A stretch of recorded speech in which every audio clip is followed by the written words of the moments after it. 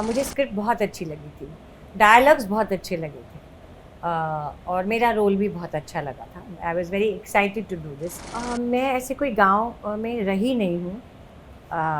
Shooting के लिए बहुत सारे गांव में गई हूँ, वहाँ शूट किया है। जब सब मिले, पंचायत का ऑफिस है वहीं बाहर ही मिले, सब बैठे हुए थे, तो ऐसे सबको एकदम जप्फी मार के सब इतने खुश थे एक दूसरे से मिलके। पहले she was very least involved in the politics of the village. Now she is aggressively getting involved in the village politics. She is throwing ideas to her husband.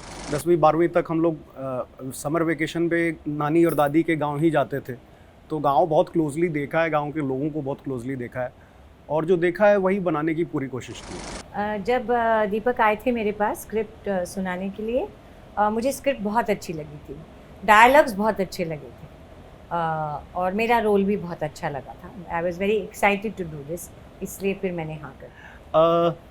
Neena ma'am का कैरेक्टर थोड़ा मतलब उस स्पेस में वैसा जाता जा रहा है कि पहले she was very least involve in the politics of the village. Now she is aggressively getting involve in the village politics. She is throwing ideas to her husband on how to govern the village, how to rule the village. तो उस मामले में character grow कर रहा है more towards political and professional front. हमारी सादगी और हमारा जेन्युइननेस को हिंदी में क्या कहते हैं? जेन्युइननेस, सादगी और ईमानदारी. ऑनेस्टी. हाँ, सादगी और ईमानदारी. हम बस चाहते हैं कि उनको बहुत पसंद आए, और हमारा ट्रेलर बहुत पसंद आया है सबको, और हमें उम्मीद है कि ये बहुत पसंद आएगा. तो आप ये मानते हैं कि खुद एक एक्टर होना डायरेक्टर के लिए भी बहुत हेल्पफुल होता है? कुछ सेंस में हेल्प करता है, कुछ सेंस में इट्स अ बेन. हेल्प इस सेंस में करता है कि आप चूंकि खुद भी एक्टर हो, तो आपको समझ में आ रहा है कि एक्टर किस परेशानी के थ्रू गुजर रहा है. राइट. तो फिर वो आप उसको एक बेटर वो दे सकते हो, सजेशन, एडवाइस, आप कैसे इसको बेटर कर लो, है ना.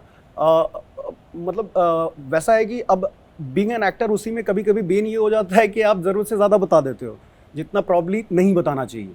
मैं पर्सनली बिलीव करता हूँ कि एक्टर को केवल सीन का मूड और सीन का पर्पज़ अगर क्लैरिटी से समझा दो तो फिर एक्टर्स कर लेते हैं.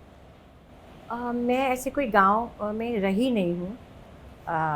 शूटिंग के लिए बहुत सारे गांव में गई हूँ, वहाँ शूट किया है, और मैं ऐसी पली बड़ी हूँ कि मेरा बचपन रैगरपुरा दिल्ली में बीता है, तो वहाँ का एक अलग ही माहौल है. बहुत सिटी टाइप नहीं है, वो एकदम अलग माहौल है. तो ऐसा नहीं है कि मैं बहुत विदेशी नहीं हूँ, मतलब अपने देश में विदेशी नहीं हूँ.